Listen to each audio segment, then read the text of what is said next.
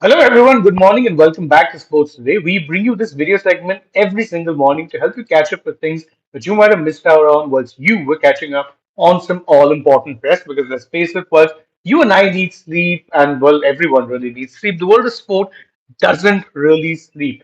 There's always something or the other going on, and it can be a little taxing at times to keep a track of every single development that comes your way. But worry not. That's what we're here for. Let's start off with the one thing that every single sports fan in India is looking forward to today, the semi-final in the T20 World Cup between India and England. Now, naturally, this is a match that a lot of us are used to seeing, particularly in this short format. India and England faced off in the semi-finals of the 2022 T20 World Cup when England won by convincing fashion, 10 wickets. They faced off again in the semi-finals of the 2024 T20 World Cup when it was India who took revenge for that particular defeat.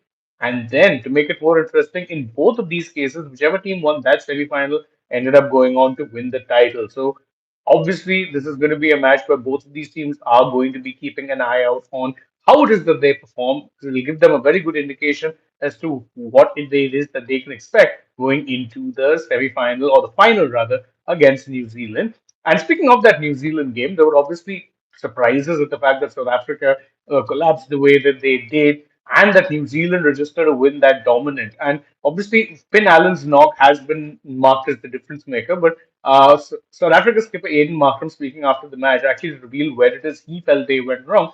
And his assessment was that the main reason they ended up slumping as badly as they did is because they didn't quite read the Kolkata pitch right. They were expecting it to be more batter friendly. And then when the pitch actually ended up being a little slow, stopping on, they weren't able to adjust on time. Something that we actually had hypothesized in our analysis last night. If you haven't checked out that video, go ahead and see it.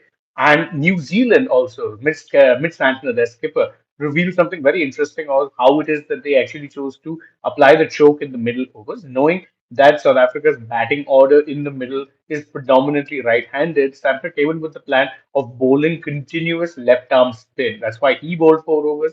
And even Rachin Ravindra, who hasn't often completed 4 overs in T20 cricket, he also completed 4 overs because Santana revealed is that the plan was to actually ensure that they're playing balls that are spinning away from them, making it a little tougher for them to actually hit. Great strategy in that sense, very shrewd strategy. Of course, Finn Allen also played a key part in ensuring that after that there were going to be no problems with them actually chasing it down.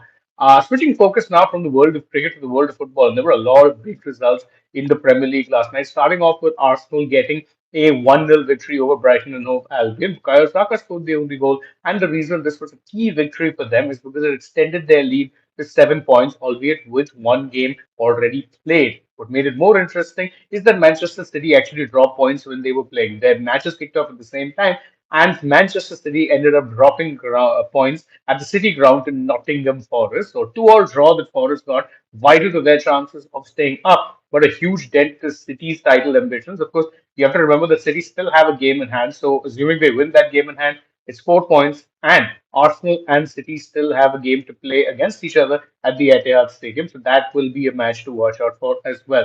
There were other big results last night, notably Chelsea registering a 4-1 victory over Aston Villa, a comeback win. Yao Pedro scored a hat trick, Cole Palmer scored the other goal. And despite being 1-0 down after 3 minutes, Chelsea ended up registering a very good win, put themselves back in fifth position, which, basis the current coefficient ranking, should be enough to secure them a spot in the Champions League qualification. However, speaking of Champions League spots, Manchester United suffered a shock loss to Newcastle United. And I say it's a shock loss because they ended up conceding a late goal in the 90th minute, despite the fact that Newcastle United were down to 10 men. So this is a bit of a surprising loss for Manchester United. They've been in a good run of form, hits their chances a little bit, but the race for the European spots remains as tight as ever.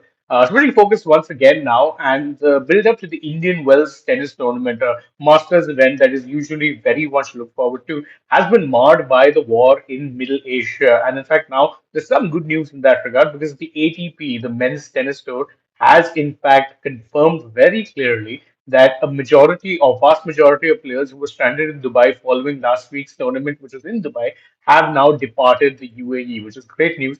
And of course, it means there's still a few people there, but hopefully they are secured a safe passage sooner rather than later. And last bit of news, and an unfortunate one if you're an Indian sports fan, the Indian men's double pair of Saksha Sairaj, Ranki Reddy, and Chirag Shetty ended up crashing out of the All England Open. They ended up losing in straight games to Malaysia's Aaron Tai and Kai Jing Tang. And it was an unfortunate loss because, again, I would say that Sakchi, as they are known, are more often than not sure shot guaranteed to get you a medal in most events. But this was a pretty one sided loss. They fought well in the first game. Second game, though, was total one sided domination by the Malaysians. And that brings another premature end to their campaign in the All England. And with that, we bring, of course, an end to this edition of the Morning Rapid Sports today. Thank you guys so much for joining us as always. If you enjoyed this work or if you enjoy our work in general, please don't forget, as always, to like this video, share it with your friends, subscribe to the channel, tap that bell icon if you haven't already. And of course, don't forget to follow us on social media. We're on Instagram, X, and Facebook. And stay tuned throughout the rest of the day for more such updates from the world of sport.